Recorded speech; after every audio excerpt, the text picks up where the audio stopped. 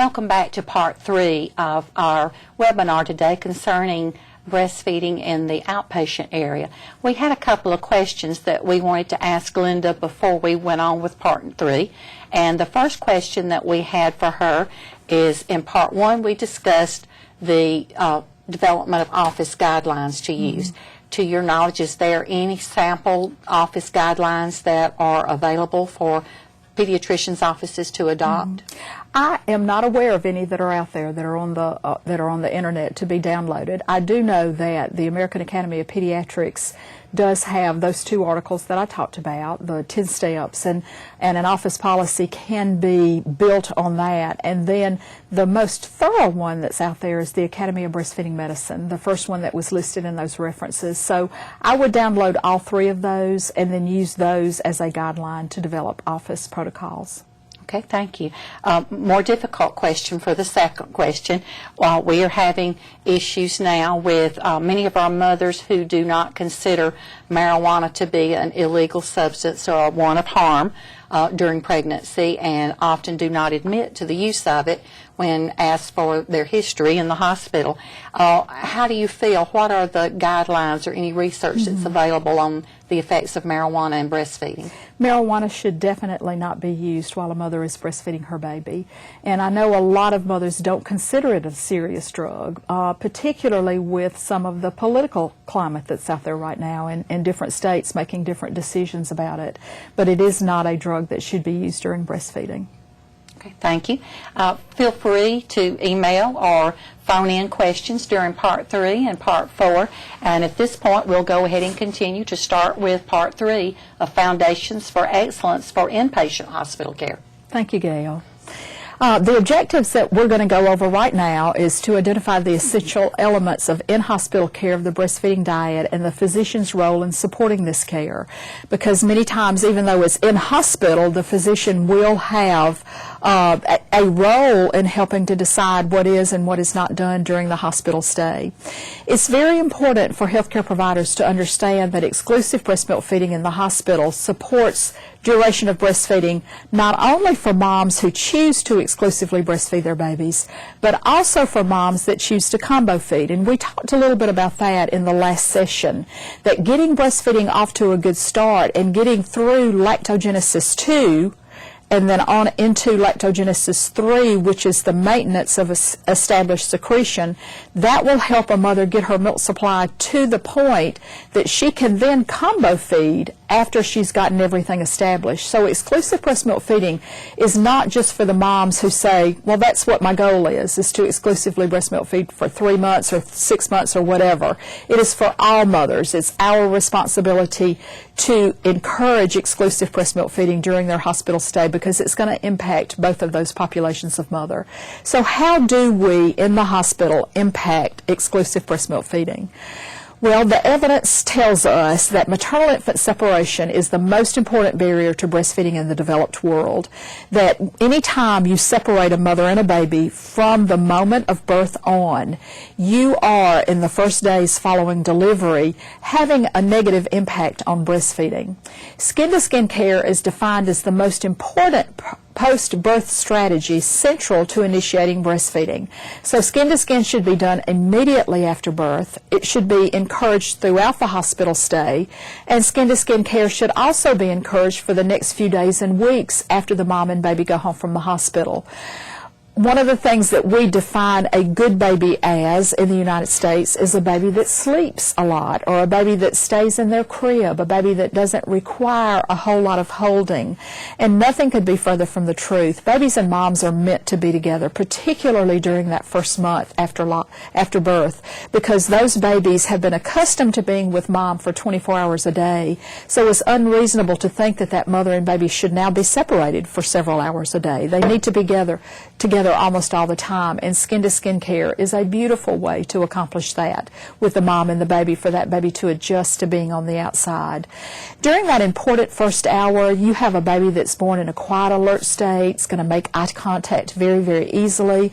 If you put a baby between 2 females, its mother and another female, and they speak, the baby will consistently turn towards the mother, showing that the baby actually recognizes the mother's voice.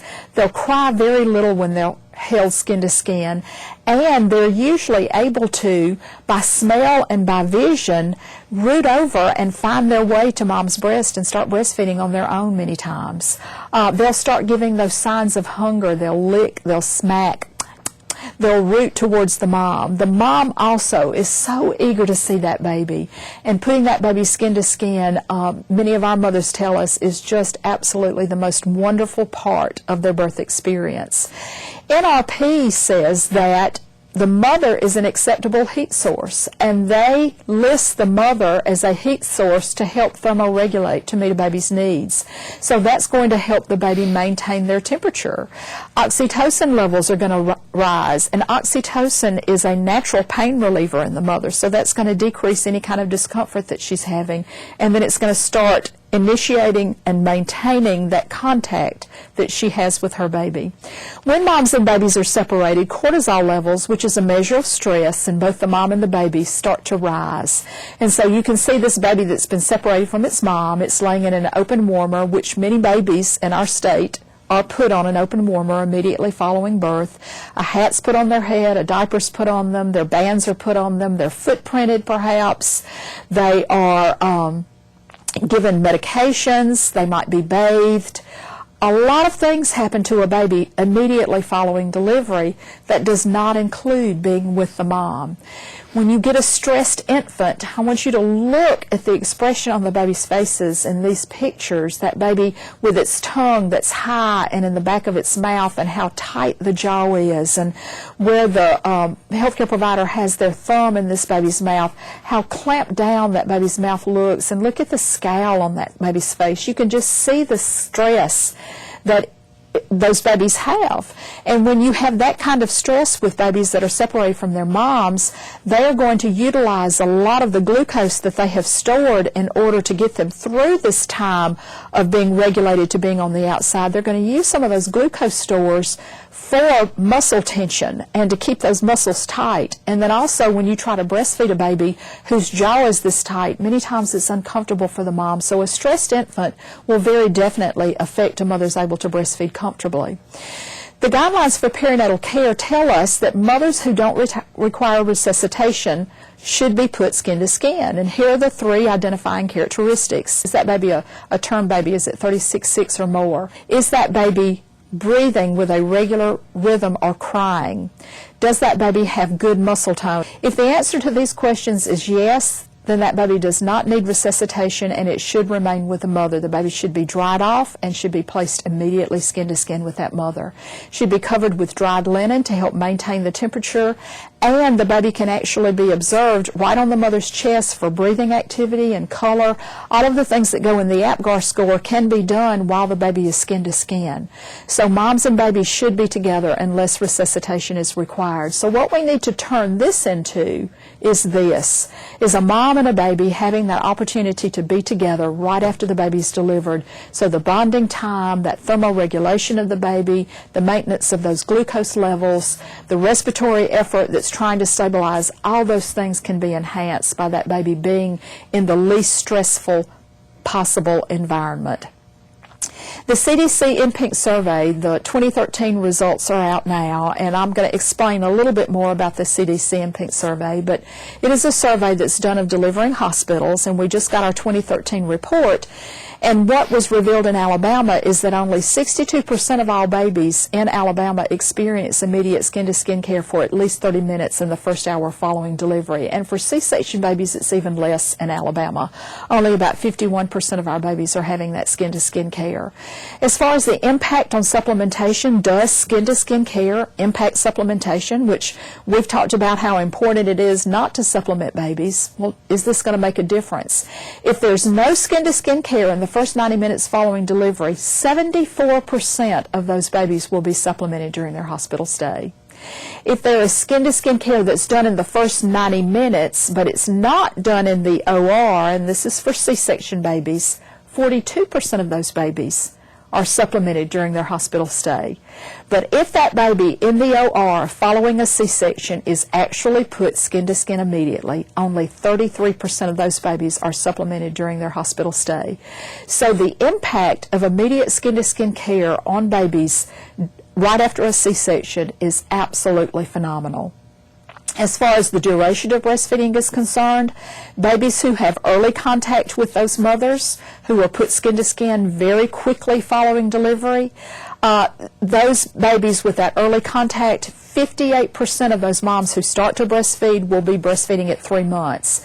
Mothers who have no contact immediately following delivery, they're not given the opportunity to have skin-to-skin care, only 26% of those mothers will still be breastfeeding at 3 months.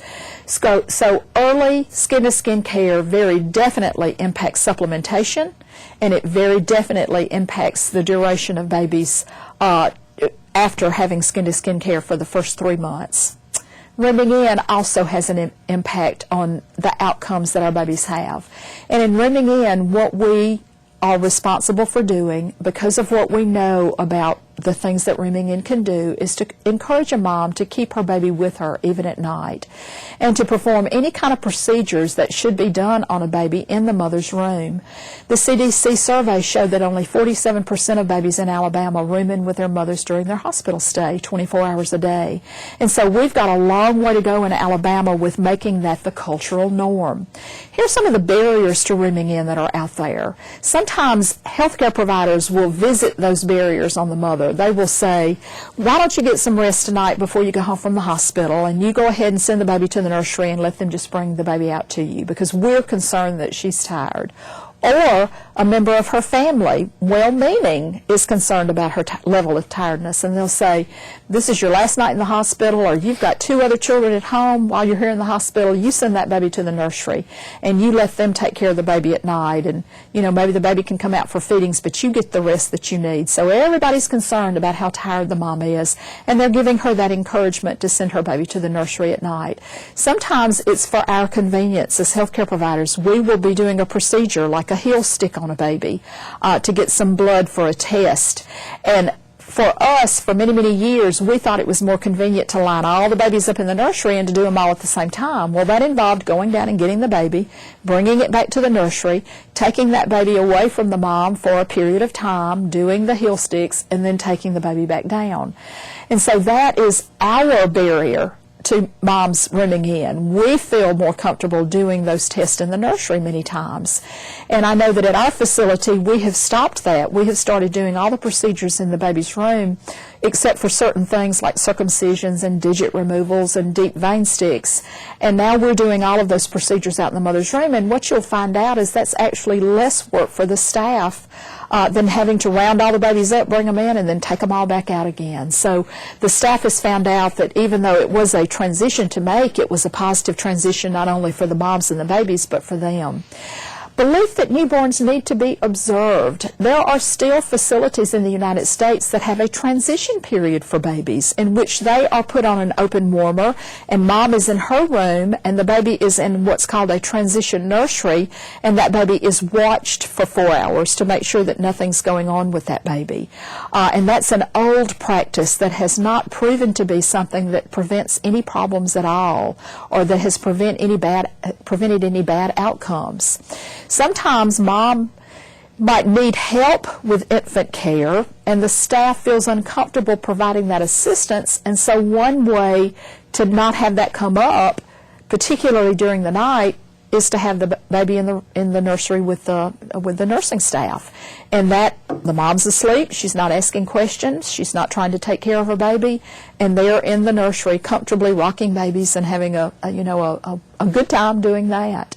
And then many times mothers just ask for their babies to be taken to the nursery. And the reason that they do is because that is our cultural norm. We started several years ago, quote, allowing moms and babies to be together in their rooms during the night. If the mother wanted to spend the night with her baby, she would say, I'd like for my baby to stay in the room with me tonight. And it had to be a request. I want my baby to stay in the room with me tonight, not the healthcare provider saying, call me if you need something tonight. Your baby will be here in the room with you. And so we've made that over the years, we've made it a cultural norm. And so to change that expectation is going to take giving mothers information on why it's important for them to stay with their babies during the night and their babies to be in the room with them. I did not find a study that addressed the impact of rooming alone on the duration of breastfeeding, but I did find a review of studies that supports the impact of 6 baby-friendly practices, which include rooming in, on the duration of breastfeeding. And what the study found was that compared with mothers experiencing the 6 practices with mothers who had experienced none of the 6 practices of baby-friendly, that those mothers who received that care were 13 times more likely to be breastfeeding at 6 weeks than mothers who had not experienced those 6 practices that were looked at in this study. And those 6 practices are breastfeeding initiation within the first hour of delivery, giving only breast milk during the hospital stay, rooming in, breastfeeding on demand, pacifiers, and then fostering breastfeeding support groups. When those 6 practices were looked at, which includes the rooming in, then those mothers were 13 times more likely to still be breastfeeding at 6 weeks than mothers who had not experienced those. So the impact on supplementation, well, we don't have something that specifically points to rooming in and duration, but we do have information on supplementation and rooming in.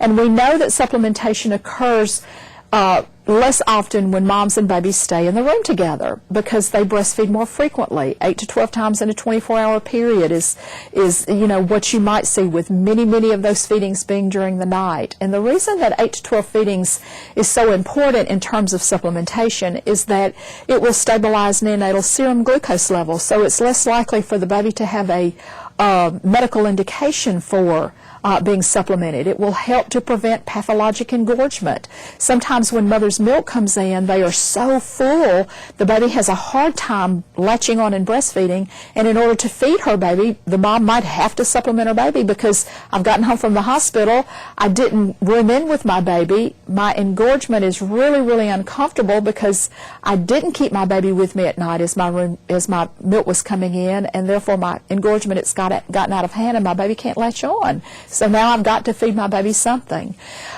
Also, those 8 to 12 feedings that go along with rooming in decreases that baby's potential for losing more weight than they should are expected to lose.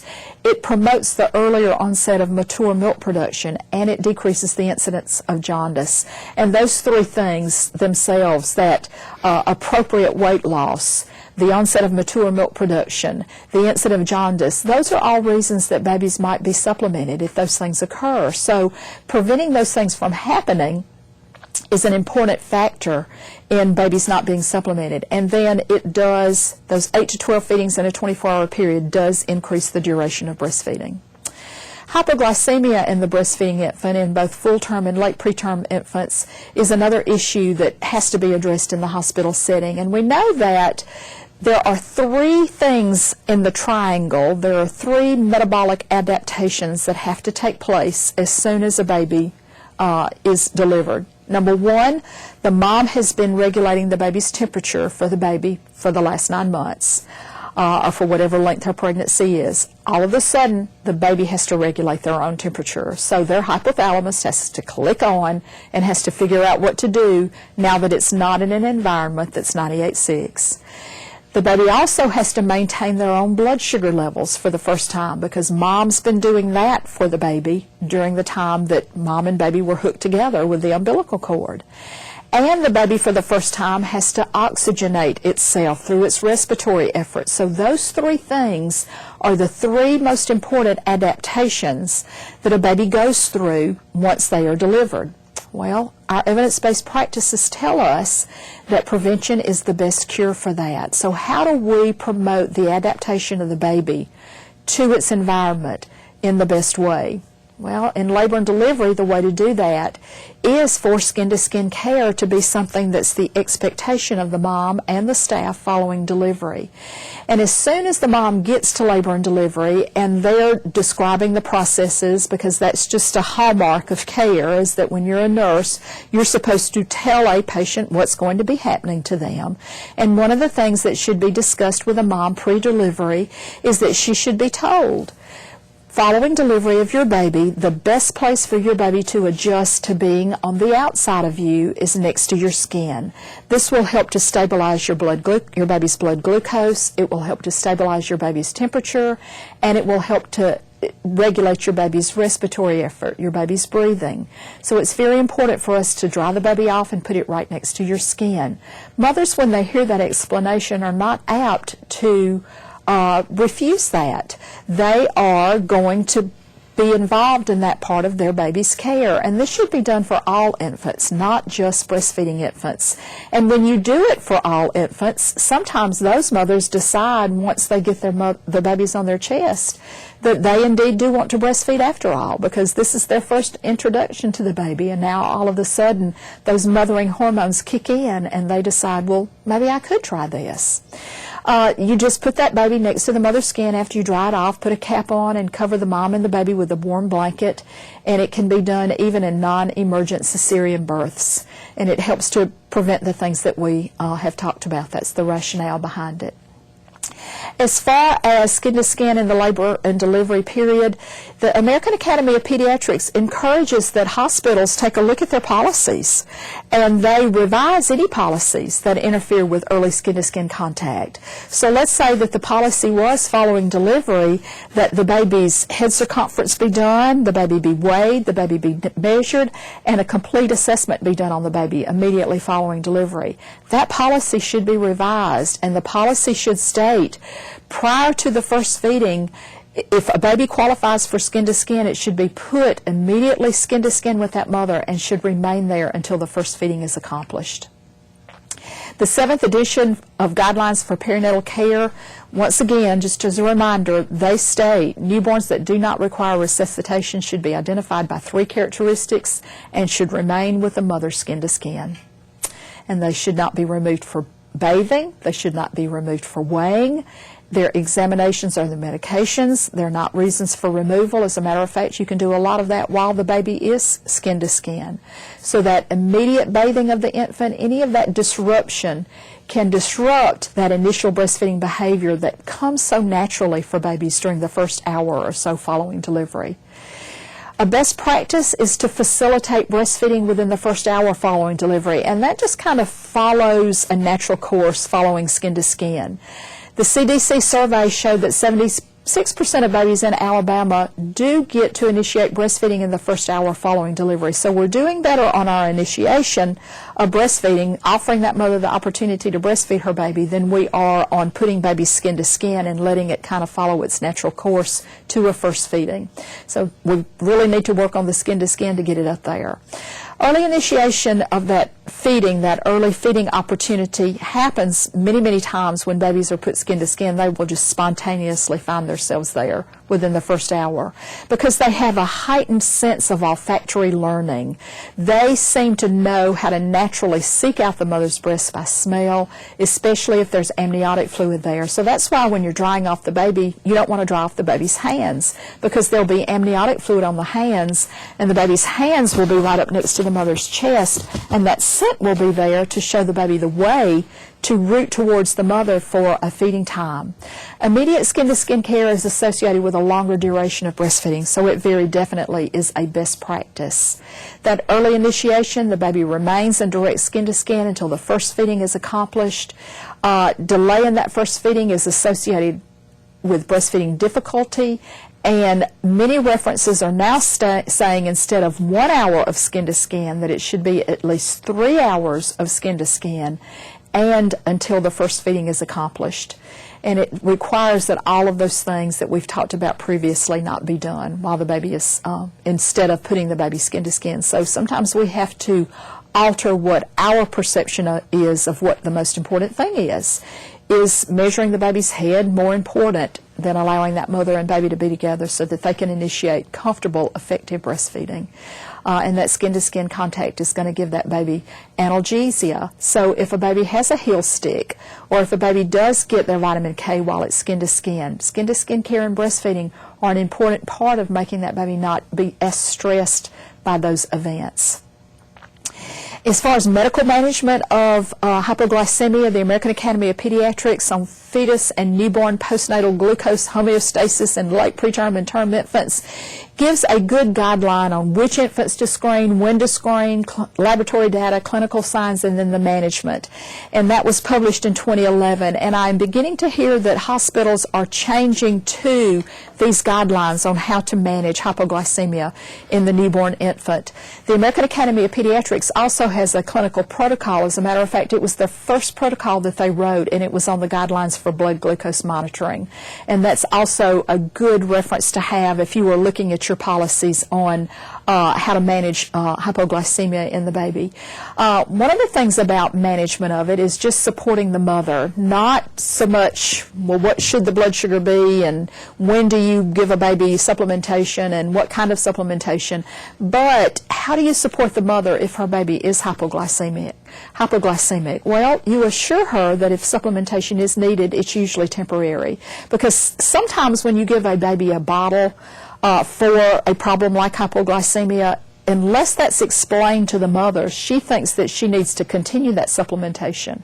And so if you're giving a bottle for hypoglycemia of whatever, you should say to the mother, more than likely this is the only time we'll need to supplement. We'll be monitoring your baby and making sure that it is not needed again. And if it is, we will use supplementation again, but if it's not, there's no need to think about doing that anymore.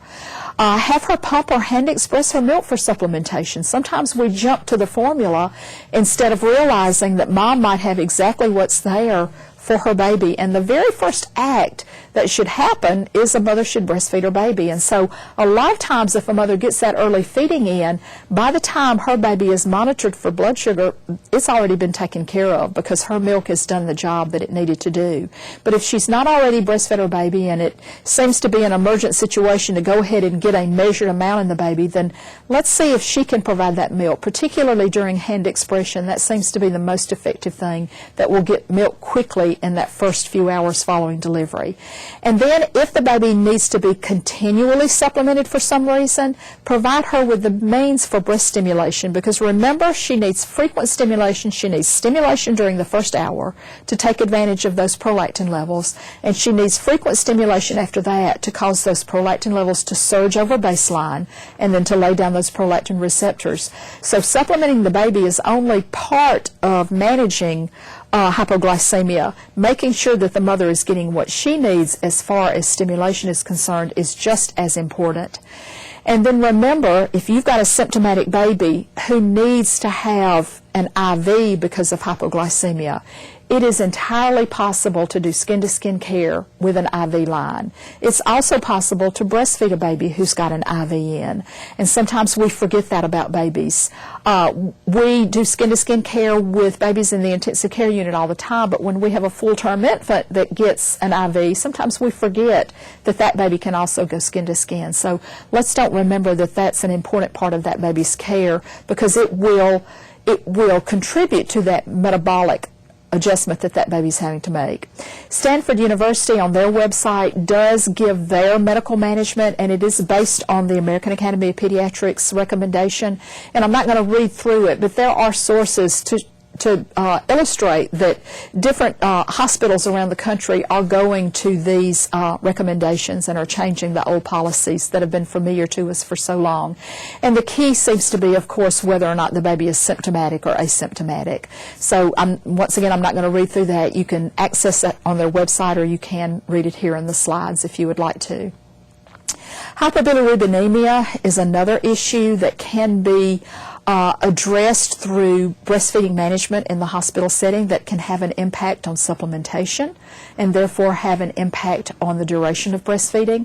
And once again, prevention is the best cure. So anytime that we can prevent an issue from happening by adhering to evidence-based practices, then we can decrease the likelihood of some problems that will come down the road because we've supplemented a baby. The American Academy of Pediatrics Subcommittee on Hyperbilirubinemia has some guidelines on management of hyperbilirubinemia in the newborn for infants 35 weeks or more gestation. and that was published in 2004 in Pediatrics. So those are the medical management guidelines out there. And then also the Academy of Breastfeeding Management has a protocol on that, on the management of jaundice in the breastfeeding infant. And what I want to talk about is just jaundice for a moment in general, and the different types of jaundice that you can see, particularly with a breastfed infant, because sometimes I think healthcare providers have a hard time differentiating between the different types of jaundice. Breastmilk jaundice occurs in 2/3 or more of breastfed infants to varying degrees, and it can occur most likely in the first 2 to 3 weeks of life, but it can also occur in some babies up to 8 to 10 weeks of life. Some of them are only slightly jaundiced, and some of them are more obviously jaundiced in that second or later weeks of life, and we really don't know the mechanism behind it. We don't know what it is that causes some babies to have a response to something in mom's milk that causes them to carry that jaundice for a longer period of time. Over time, the jaundice and elevated bilirubin levels will start to decline, and they'll get to those normal adult values even while that breastfeeding continues. So whatever it is that's causing that breast milk jaundice, even when they continue to breastfeed, you will see in true breast milk jaundice, you'll see that rate decline, from varying in how fast from infant to infant, but it will decline. There is another kind of jaundice called starvation jaundice, and it's important for us to all realize that all breastfed infants are not going to receive the optimal milk intake during the first few days of life. As a matter of fact, between 10 and 18% of U.S. newborns lose more than 10% of their birth weight during those first few days, and 10% is kind of the maximum that we want to see a baby lose. We'd like to see a baby lose 7% or less, but when it gets up to 10%, then we're getting at the point that if we're going to creep over that something has to be done about this baby's intake, because when you've got a baby that's jaundiced in combination with that much weight loss, then you've got something that needs to be addressed. So in a newborn, when that reduction in caloric intake occurs, you can see an increase in the bilirubin as a result of that. Most often that's seen in the first week of life, but if that caloric deprivation continues, it can be seen later. And the Academy of Breastfeeding Medicine protocol addresses that in their protocol number 22. There is an interaction that can take place between starvation jaundice and breastmilk jaundice. And what happens there is you've got a baby that's got poor intake during the first days of life, causing an increase in intestinal reabsorption of the bilirubin, or absorption of the bilirubin, because of that relative starvation. And then breastmilk jaundice kicks in when that mature milk comes in, because now we've got the mature milk that might have that element in it that's causing that jaundice to occur, which is a harmless jaundice if it's breastmilk jaundice alone, but it can cause it to occur. But when you have the two together, when you've got a baby whose weight gain is inappropriate, and you've got a baby who's also having breastmilk jaundice, they can have very exaggerated levels of bilirubin concentration. And so you've got to pay attention to that baby's intake in the first several days, and that's one of the primary reasons it's so important for that early weight check for those breastfeeding babies within 48 to 72 hours following discharge. Because if that baby's intake is not adequate, you can very quickly run into trouble when mother's mature milk comes in, and that component that makes her baby's bilirubin go up, when that component also is added to that starvation jaundice. And then also, we always know that it's prudent, and actually the only thing that is the sure thing in all of this is that you've got to rule out that there's a pathologic jaundice occurring. So not all exaggerations of unconjugated hyperbilirubinemia in breastfeeding infants can be prevented, and so that's one of the reasons for all this close follow-up following discharge from the hospital and assessing these babies for weight loss and weight gain. All of that is key, because just because we do things right in the hospital doesn't mean that we are home free once the baby goes home from the hospital. So we've got to manage things that can occur outside the setting of the hospital, and that management provides us with guidelines on what we need to do. Supplementation versus addressing the management issues. What the CDC tells us about the management of the newborn in relation to the development of starvation jaundice, in other words, what the CDC in their mPINC survey tells us about how our Alabama babies are cared for in relation to feeding is pretty dismal. And I told you I was going to tell you a little bit more about the CDC mPINC survey. The CDC mPINC survey was conducted, it's a survey that was conducted by the CDC to provide participating hospitals with an evaluation of their maternity care as it relates to infant feeding. The evaluation is provided by way of an overall score that ranges from 0 to 100. So just like when your child brings a paper home from school, if they get a score of 90, that's the same type of score that you'll see on the CDC mPINC survey. In 2013, there was an astounding rate of response to this survey. 83% of the hospitals delivering hospitals in the United States responded to this survey. So we got a pretty good look at the kind of care that's being given in hospitals to moms and babies when they deliver, and this care specifically is the care related to infant feeding. The U.S. overall score was a 75 out of a possible 100. So if you are the average mother delivering at the average hospital in the United States, the care that you are receiving that relates to breastfeeding care or infant feeding care is a C. In the state of Alabama, our score was 67.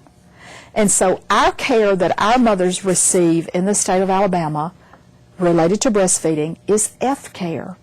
So we have to understand that some of the things that we can do to prevent hyperbilirubinemia are involved in the care that our mothers receive related to their hospital stay and the kind of start that they get off of with breastfeeding. So the recommended breastfeeding management is the early initiation of breastfeeding, education on what a baby looks like when it's hungry. Many mothers don't realize that they should not wait until a baby cries to feed it, but they should feed it early based on early feeding cues, lip smacking, moving their hand towards their mouth. A baby that's moving around a lot and you look at the clock and it's been a couple of hours since the last feeding, that's a baby that's getting hungry, and those are the times that we should start feeding our baby. And that exclusive breastfeeding should be encouraged, because when supplementation is necessary, because we are looking at exclusive breast milk feeding as the hallmark of health prevention of problems, and just one bottle does matter, it does change that baby's gut flora, and it changes things about the baby that takes the baby approximately 2 weeks to get past. When supplementation occurs, it's important that we not only use the preferred supplements, which is Mother's Express milk. If you don't have that, banked donor milk, and if you don't have that, then sometimes formula is necessary. But when we do that, we also have to support the mother through that supplementation. So the 3 rules when supplementation is necessary is feed the baby, facilitate return to full direct breastfeeding, and protect the mother's milk supply. When you're feeding the baby, you want to ensure that there's an adequate intake of calories. So in feeding the baby, a lactation consult and an assessment of feeding effectiveness and milk supply is necessary. If it's inadequate, then you're going to supplement with the amount that's needed to have adequate intake. But that's a part of supporting a mother through supplementation, is making sure that a trained provider is looking at what's going on with breastfeeding, so once the supplementation is withdrawn, say in the instance of a baby with hyperbilirubinemia, you start supplementing that baby. Well, when the bilirubin drops, do you stop supplementing?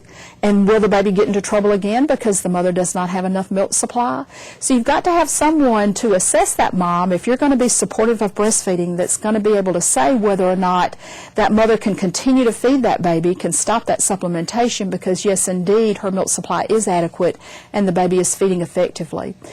Facilitating full return to full direct breastfeeding means, when possible, avoid the use of nipples and pacifiers because they can have difficulty returning to the breast. We actually know the percentage of babies that will have a hard time. 60% of all babies that take a bottle or a pacifier are going to go back to the breast without any problems at all. 40% will not. And the problem, and they'll have varying degrees, some just a little bit of problem and some with more severe problems going back to the breast. The problem with those percentages is babies won't tell us which ones they are. They won't raise their head and say, I'm in the 40%. And so to avoid the use of a bottle nipple is to the mother and the baby's advantage when it is possible. It should only be attempted if there is a trained provider that is there to teach the mother and to follow up if an alternative method is used. And the two most commonly used alternative methods is the supplemental nursing system and then also cup feeding with babies. But I have to emphasize that it should not be done unless there is someone who is knowledgeable of both of these types of supplementation and can follow up with that mother and make sure that things are going well. And then protecting mother's milk supply whenever a mother is supplementing. And I think one of the most common reasons that prolonged supplementation is done is with an elevated bilirubin. That mother should be expressing her milk every time that baby is given a bottle. So each time a bottle is given, she should be pumping and or feeding her baby equal to at least 8 times a day. And when she pumps, if she's using a breast pump, she should pump for 10 to 15 minutes. That pump should be a good quality pump. It can't be a pump that you might find in some of the discount stores that's a very, very inexpensive pump that does not cycle at least 60 to 80 times a minute. Those pumps are not going to help mother keep her milk supply in or help keeping it come in if it's the early days of breastfeeding. So it's got to be a good quality pump. And as she pumps, she can also hand express following each pumping session, particularly if she's trying to increase her milk production, because the research shows us that pumping in combination with hand expression will help her bring in a better milk supply. And then the post-treatment follow-up, carefully following up with that breastfeeding support to make sure that once that supplementation is withdrawn, that baby is safe to return to full direct breastfeeding by evaluating for that milk exchange that's taking place and to have that done by a trained provider whenever possible. One of the things about supplementation is that we are now, as hospitals, being held accountable for how many times and how many of our babies are being supplemented. The Joint Commission developed a new perinatal core measure set, and that perinatal core measure set is 5 measures that are care measures: PCO1, perinatal care measure 01, elective deliveries before 39 weeks gestation; 02, cesarean deliveries for first-time low-risk singleton vertex women; 03, antenatal steroids; and 04, healthcare-associated bloodstream infection in babies; and then 05, exclusive breast milk feeding, and 05A, exclusive breast milk feeding considering mother's choice. And so hospitals are being held accountable for these measures, and the National Quality Forum endorsed all 5 of these measures as measures that will help to give a picture of what kind of care mothers and babies are getting during their time of delivery and the things that take place following delivery in the hospital. So what we're going to talk about next is supplementation. Because of that accountability that we do have, what about supplementation and how do we handle supplementation? Well, what we know is that 50% of breastfeeding babies have been given formula by the time they're 6 weeks old. So babies who start out breastfeeding, over half of them by the time they're 6 weeks old have already been supplemented. So the American Academy of Pediatrics recommendation that babies be exclusively breast milk fed for 6 months, we're not even getting to 6 weeks with that, with half of our babies. Some moms who enter breastfeeding with a goal of exclusively breast milk feeding for 3 months, with those mothers, only 1/3 of those mothers are reaching that goal. 2/3 of the mothers who verbalize, I want to exclusively breast milk feed for at least 3 months and more, 2/3 of those don't reach that goal. So we know that there is a lot of supplementation taking place of our babies in the United States. The Joint Commission reported that the in-hospital supplementation rate was much higher than they previously thought it was. They thought prior to implementing this core measure that it was around 25%, or at the beginning of implementing this core measure. What they found in 2011 is that over half of the babies are actually being supplemented in the hospital. And so those babies at 6 weeks, most of that supplementation actually started in the hospital. So that the care that we are giving is not giving care that is being supportive of mothers who are breastfeeding their babies, to encourage and support them to exclusively breast milk feed. So if we can't get past that first 2 to 3 days, what's the hope of reaching 6 months? So the Joint Commission started holding us accountable. Hospitals that delivered over 1,100 babies per year were required to adopt that perinatal core measure set, and they adopted exclusive breast milk feeding as one of the 5 accountability measures that hospitals have to report on. The Academy of Breastfeeding Medicine has a protocol on supplementation for supplementary feedings for the healthy term breastfed infant. So when you're looking at reasons to supplement, we've got very definite guidelines that are being published out there. And formula supplementation of healthy newborn infants in the hospital is commonplace despite widespread recommendations that we not supplement in the hospital. So all of those factors together have gotten us to the point that we have to very closely look at our care and determine what we can do, what's the appropriate intervention to do to avoid supplementation. Supplementation is not indicated for a baby that's just sleepy in the first 24 to 48 hours. If you've got a baby that's not feeding that 8 to 12 times, it is not an automatic, oh, this baby's not nursing every 2 to 3 hours, so we need to supplement this baby. That is not an indication for supplementation. It's not an indication for supplementation in an infant with a bilirubin level less than 18 after that baby is 72 hours old. So if you've got a baby with a bilirubin of 12, it is not prudent to say, well, let's supplement that baby to make sure it doesn't get up to 18. That's not the prudent thing to do. If that baby doesn't have any risk factors, if that baby is not in that high risk on the butani nonogram for hyperbilirubinemia, then that baby, it's not prudent to supplement to prevent anything from happening. You only supplement babies for hyperbilirubinemia when the guidelines say that that's necessary. Supplementation is not indicated for a baby that's just feeding a lot. When you go into a mother's room and she says, well, my baby fed every 2 to 3 hours last night and, you know, I didn't get a whole lot of rest. It is not the right thing to do to say to that mother, well, why don't you give a bottle tonight and see if that will help him go further? Because we know the prolactin receptors need to be laid down. This is not an indication for supplementation. Supplementation in the hospital is associated with a risk for early weaning. So supplementation in general to prevent some of these issues is not the right thing to do. And then the tired or the sleepy mother, that's not an indication for supplementation. Here are indications for supplementation: hypoglycemia, weight loss that's above 10%, poor feeding, high sodium, delayed lactogenesis with weight loss, delayed bowel movements or continuing meconium stools on day 5, insufficient intake despite adequate milk supply, hyperbilirubinemia. All of these things go into reasons that you should supplement a baby. Intolerable pain with feeding. Sometimes it's a mother issue, or sometimes it's a late preterm infant that's just not able to exchange milk well. There are reasons that we supplement babies. So how much do we supplement when we need to supplement? Well, in the first 24 hours, because of the baby's milk capacity to take in, only about 5 to 10 cc's per feeding is necessary, which is about 2 teaspoons. And you supplement with banked donor milk as your first line of defense if you don't have mother's own milk to use. And then Dr. Nancy White recommends that you go to elemental formulas next, and formula after that, and then in the first 24 hours, water in small quantities. But water is, in general, not recommended after 24 hours at all. In the second 24 hours, pumped or hand-expressed milk, 10 to 15 cc's, supplementing with bank donor milk, elemental formula, or formula if mother's milk is not available, and that's Dr. Nancy White's recommendation on the supplements in the order of preference.